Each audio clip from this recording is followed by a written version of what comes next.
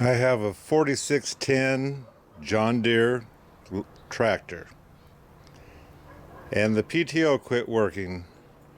Found out that the switch was burnt up, and the reason why is because the valve wire was pulled and shorted across.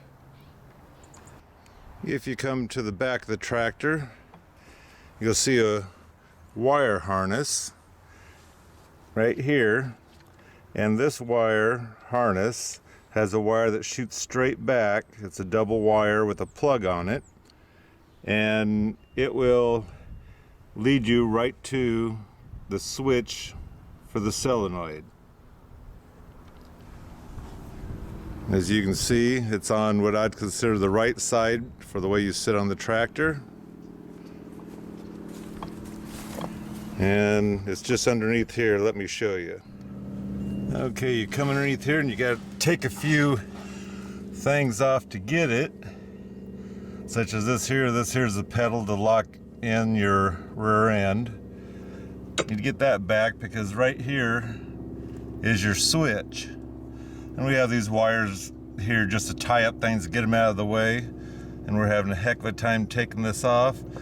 This here solenoid does take a special wrench that you have to, it connects on both sides, so this will unscrew out. You don't just pull it out.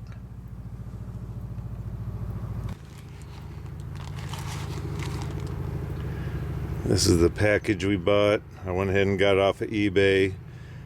Yeah, it's a little over $100 at the time of when I made this video. Here,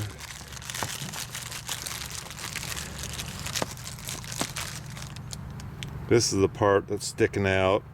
You see it's got a notch here and here that you're supposed to grab on with the wrench.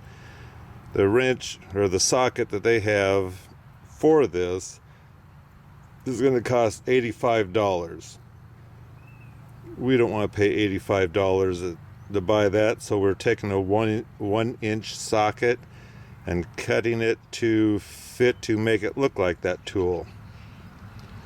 In the package, this is the new shaft. This is what you're seeing right now. They're trying to get out.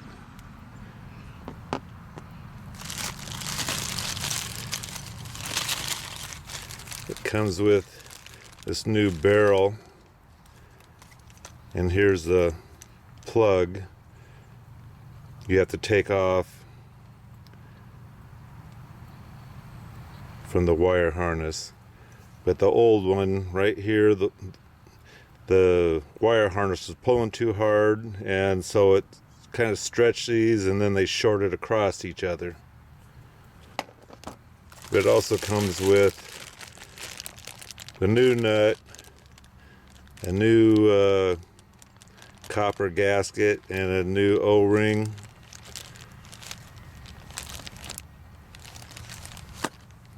So anyway, I'll show you the socket as soon as we get it done.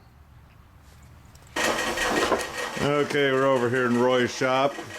This here is what we consider, it's a Harbor Freight impact socket, and it's a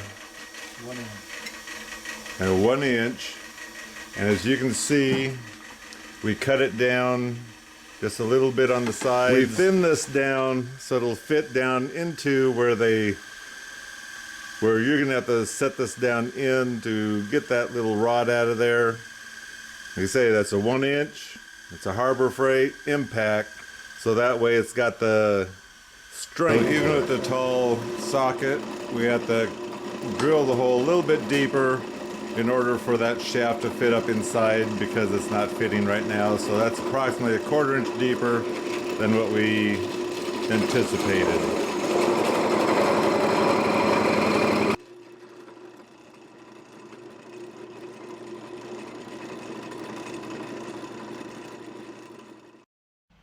So this is a tool that we made to take that out, and it's a piece of garbage as far as we're concerned, because it might be metric and it doesn't fit tight. And Roy tried that other tool he had in his hand, and that didn't work. So we're going to go ahead $89 for the tool. We're gonna buy it, and who knows when it's gonna get here, but you can only find it at the John Deere site or whatever. Even our store doesn't have one in stock. So anyway, that's what we're gonna do.